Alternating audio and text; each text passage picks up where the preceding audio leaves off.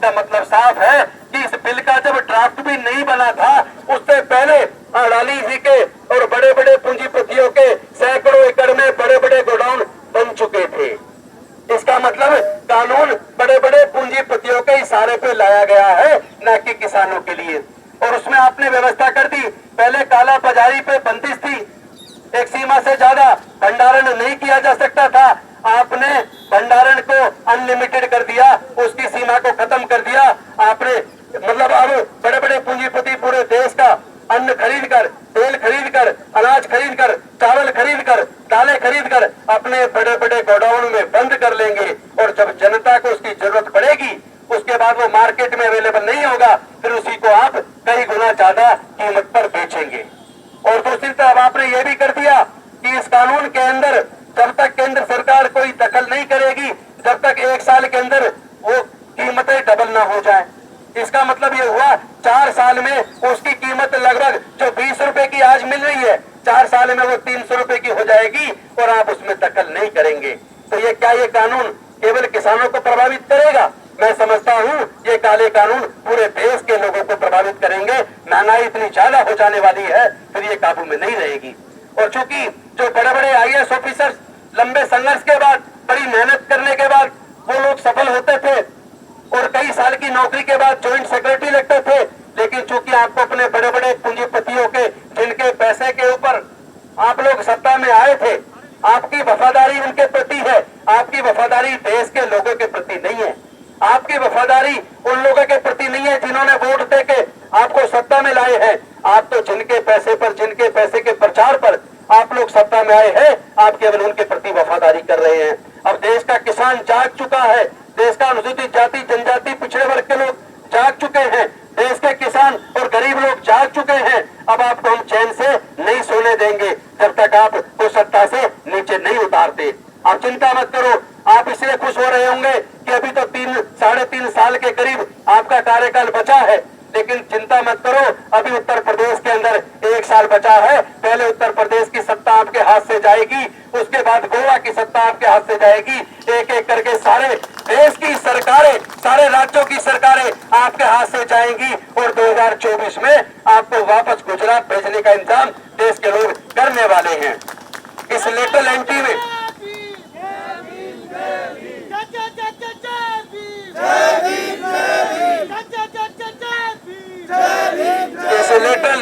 Lateral entry में जो पहले 9 भर्तियां की थी, उसमें एक भी अनुसूचित जाति जनजाति पिछड़ा वर्ग का और माइनॉरिटी का एक सिंगल आदमी नहीं है। और अब ये 30 वैकेंसी निकाली है, मतलब इसमें रिजर्वेशन नहीं है।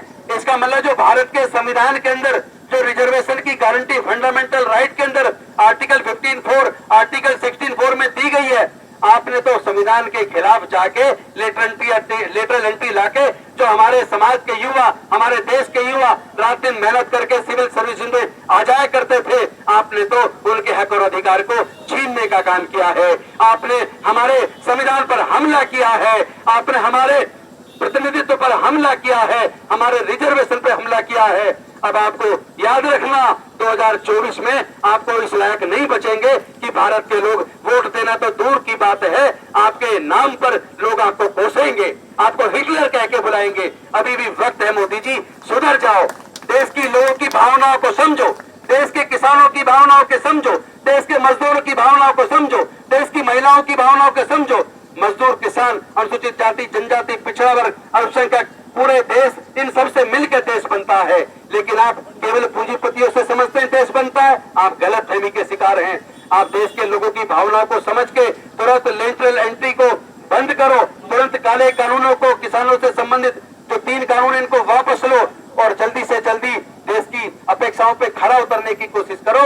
और जो वायदे आपने 2014 के चुनाव में किए थे, वो वायदे अभी तक पूरे नहीं हुए हैं, आप उन वायदों को पूरा करो। और आप अगर ये वायदे पूरे नहीं कर सकते तो मोदी जी आंख में आंख मिलाकर बात करो, अपना रेजिग्नेशन दे दो, आप प्रधानमंत्री पोस्ट से इस्तीफा दे दो, क्योंकि आप देश चलाने के लायक नहीं है, आप देश की अपेक्षाओं में खरे नहीं उतरे हैं। आपने जितने वायदे किए थे देश के साथ, कोई वायदा पूरा नहीं किया। इसलिए आपको अगर थोड़ी भी गैरत है तो आपको अपना रिजाइन कर देना चाहिए, देश को, राष्ट्रपति जी को सौंप देना चाहिए। इन्हीं शब्दों के साथ मैं एक आह्वान करना चाहता हूं, आप याद रखना, ये सामाजिक आंदोलन जब होते हैं, संवैधानिक तरीके से होते हैं, ये बीच में अपने गुंडे भेजेंगे, सबोटेज करने की कोशिश करेंगे। आज तो यह लड़ाई है, अभी आगे और लड़ाई है। अभी हमने आज से शुरुआत की है। हम देश के गांव गांव में जाएंगे, देश के एक घर में जाएंगे और सबको बताएंगे 2014 के अंदर मोदी जी ने क्या क्या वायदे किए थे, और घर घर जाकर लोगों से पूछेंगे क्या जो मोदी जी ने वायदे किए थे क्या वो वायदे पूरे हो गए। एक एक घर का एक एक बच्चा कहेगा कि कोई वायदा पूरा नहीं किया, मोदी जी ने धोखा दिया है, हमारे वोट पे डाका डाला है। और उसके बाद 2024 आते आते हर घर मोदी जी के खिलाफ होगा, हर घर भारतीय जनता पार्टी के खिलाफ होगा, क्योंकि इन्होंने देशद्रोह का काम किया है, इन्होंने संविधान विरोधी काम किया है, इन्होंने लोगों के अंदर नफरत पैदा कर दी है, इन्होंने मॉब लिंचिंग इनके लोगों ने की है, इन्होंने देश को जाति और धर्म के नाम पर, हिंदू और मुस्लिम के नाम पर बांट दिया है। अब हम लोग निवेदन करते हैं आप सबसे कि ये जाति तोड़ो समाज जोड़ो, इस सपने को साकार करना पड़ेगा, बुद्धि का काम लेना पड़ेगा। जो लोग बुद्धि का काम लेते हैं वही बौद्ध कहलाते हैं। बौद्ध का मतलब ही है कि आप किसी दूसरे के कहने में ना चले, अपनी बुद्धि का इस्तेमाल करें, अपना अच्छा बुरा सोचें और उसके हिसाब से निर्णय लें। तो आप लोग से निवेदन है कि आप गांव गांव घर घर जाकर आप मोदी जी ने जो वायदे किए थे उससे लोगों को आप अवगत कराइए और साथ में तैयार कीजिए 2024 के लिए, और उनको बताइए कि आप पूछो उनसे घर घर जाकर क्या मोदी जी ने अपना एक भी वायदा पूरा किया। इससे क्या होगा कि देश का हर नागरिक जागरूक हो जाएगा, हर महिला हर पुरुष सब लोग जागरूक हो जाएंगे, और जो युवा बच्चे जो बेचारे अंधे हो गए थे धर्म के नाम पर, वो लोग भी उनको छोड़कर देश की मुख्य धारा में आएंगे, देश के संविधान को बचाने का काम करेंगे।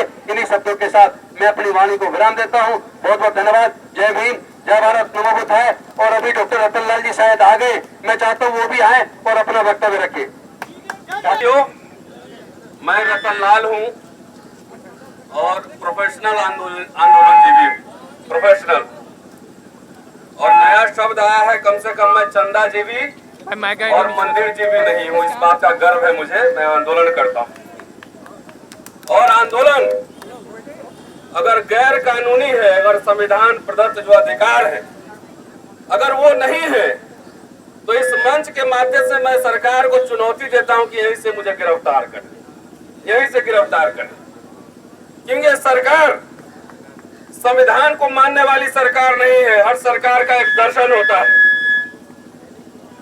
कांग्रेस में डॉक्टर अंबेडकर मिनिस्टर थे, अगर उठाकर देखेंगे बहुत सारे मतभेद रहे होंगे उनके, लेकिन उनका गवर्नेंस जो है ब्रिटेन के लिबरलिज्म से आता था।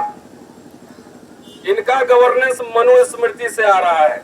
इसमें मैं लगातार 6 वर्ष से ये बात कह रहा हूं कि मनुस्मृति से इनका गवर्नेंस आ रहा है। इसलिए रोहित वेमुला के घटना से उठाइए, रोहित वेमुला की घटना से उठाइए, और आज तक जितने इनके कानून आए हैं, चाहे एनआरसी हो, चाहे कंपनियों का बेचना हो, चाहे यूनिवर्सिटी का चाहे निजीकरण हो, रेल बेचना हो, ट्रेन बेचना हो, जो भी बेचना हो, जहाज बेचना हो, इन्होंने बनाया कुछ भी नहीं है। ये सबको सिर्फ बेचना जानते हैं। एक संस्था अगर वो बनाए बचाए, एक बताएं कि एक संस्था, और ये अकारण नहीं है साथियों, इस खेल को समझना पड़ेगा। जब तक फ्री ऑफ कॉस्ट इनको पढ़ना था, तब तक सरकारी स्कूल और कॉलेज बहुत अच्छे से चल रहे थे। आप समझ रहे हैं मैं किनकी बात कर रहा हूं। लेकिन जब से बहुजन लोग स्कूल कॉलेज में जाना शुरू कर दिया, तभी से आप देखिए सब कुछ का निजीकरण चालू हो गया है। ये खेल समझना। अब मैं देख रहा हूं कि लगातार जंतर मंतर पे हम लोग लगातार आते रहे हैं, तमाम जगहों पर जाकर अपनी बात रखते रहे, भारत के तमाम हिस्सों में, कि रोहित वेमुला हो चाहे ये लैटरल एंट्री हो, ये सब घटना नहीं संकेत है। ये संकेत है इस बात का कि आपके हक हकूक छीन लिए जाएंगे और पुनः आपको पेशवाई राज में आपको ले जाएगा। एकदम सीधा है। इसलिए इस समय अगर इस सरकार का विरोध नहीं किए, आपकी नस्लें आपको गाली देगी कि जब सब कुछ बर्बाद हो रहा था, जब सब कुछ बर्बाद हो रहा था, तो उस समय आप क्या कह रहे थे। मैंने अभी एक अपने चैनल पे एक डॉक्टर अंबेडकर के हवाले से एक वीडियो बनाया था कि शिक्षक का क्या काम है। तो उन्होंने कहा कि शिक्षक का काम सिर्फ पेट पालना नहीं है, अपने समय के ज्वलंत प्रश्नों पे उसकी समीक्षा करना है, आलोचना करना है, और जरूरत पड़े तो अन्याय करने वाले सरकार के खिलाफ आंदोलन करना है। यह बात कहा था डॉक्टर अंबेडकर ने, आप देख सकते हैं।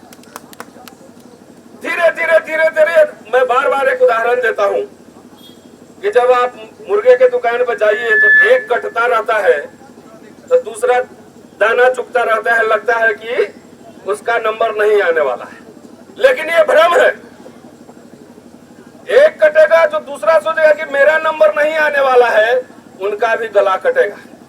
जब SC/ST का मसला था, तमाम था, सब कुछ हो रहा था, हम लोग बोल रहे थे तो कुछ लोग बैठ के देख रहे थे। आज लैटरल एंट्री का इशू आया है, तो ये कि सिर्फ दलित को इफेक्ट कर रहा है, ये बैकवर्ड को कर रहा है।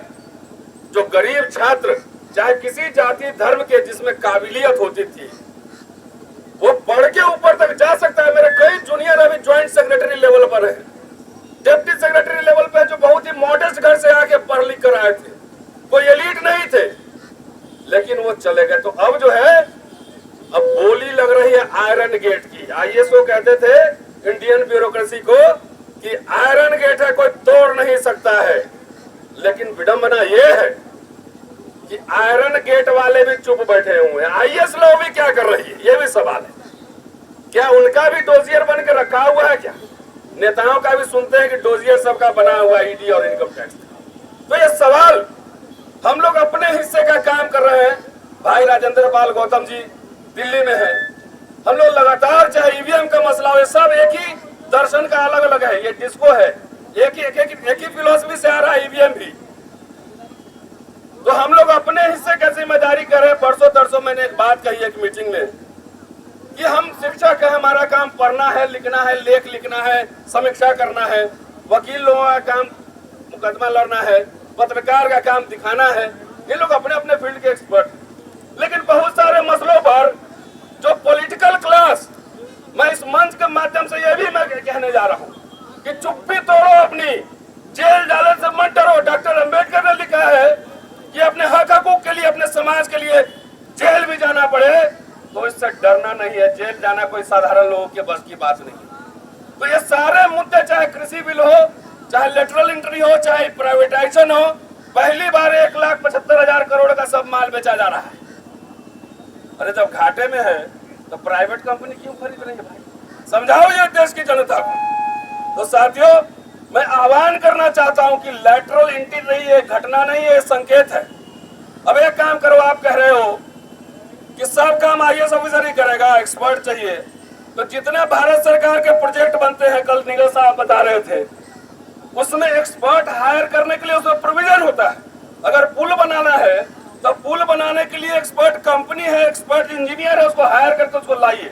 उस इंजीनियर को सीधे प्राइवेट कंपनी में काम करने वाले इंजीनियर को ज्वाइंट सेक्रेटरी और सेक्रेटरी क्यों बना रहे हैं? इसका मतलब है दाल में काला है, ये समझिए। ये सारे मान लीजिए आप IAS के ऑफिसर के बारे में ये बात अगर कह रहे हैं तो कह दीजिए कि नेताजी जाके जो बॉर्डर पे फौज का वर्दी पहन के खिंचवाते हैं फोटो, तो कमांडर का ट्रेनिंग लिए थे क्या? ब्रिगेडियर का ट्रेनिंग लिए थे क्या? इसरो में जाके जो फोटो खिंचवाते हैं तो साइंटिस्ट बनने का ट्रेनिंग लिए थे क्या? नहीं ना। तो ये समझिए, इनकी लीलाओं में फंसिए। और इस मंच पे स्पेशली मैं कह रहा हूँ कि अपने अपने नेताओं से जाइए, सवाल पूछिए कि जब सब कुछ देश का बिक रहा था तो संसद में बैठ के आप क्या कर रहे थे? सवाल पूछना पड़ेगा हमें। तो अपनों ने लूटा है, गैरों में कहा दम था, अपनी कश्ती वहां डूबी जहां पानी कम था। 131 सांसद बैठा हुआ है, क्या कर रहा है उसे पूछिए। वो वोट लग, मैं प्रोफेसर बना हूं, मैं वोट लेके नहीं बना हूं, लेकिन वो वोट लेते हैं 5 साल और सरकारी टैक्स के पैसे से हवाई जहाज में घूमते हैं और एयर कंडीशन ट्रेन में घूमते हैं, एयर कंडीशन में रहते हैं। तो वो उनकी क्या जिम्मेदारी है? अपने नेताओं से पूछो। अगर वो जवाब नहीं देते हैं तो बहुजन का कायम करो और अपने समाज के अंदर से नया नेतृत्व पैदा करो। शुक्रिया साथियों, जय भीम, धन्यवाद। नेशनल दस्तक की आपसे गुजारिश है कि अगर इसको बचाना चाहते हैं तो नेशनल दस्तक को सब्सक्राइब करने के लिए रेड कलर के सब्सक्राइब बटन को दबाएं, फिर बेल आइकन की घंटी दबाएं। नेशनल दस्तक को बचाने के लिए बहुत जरूरी है कि हर खबर को शेयर करें, लाइक करें, कमेंट जरूर करें।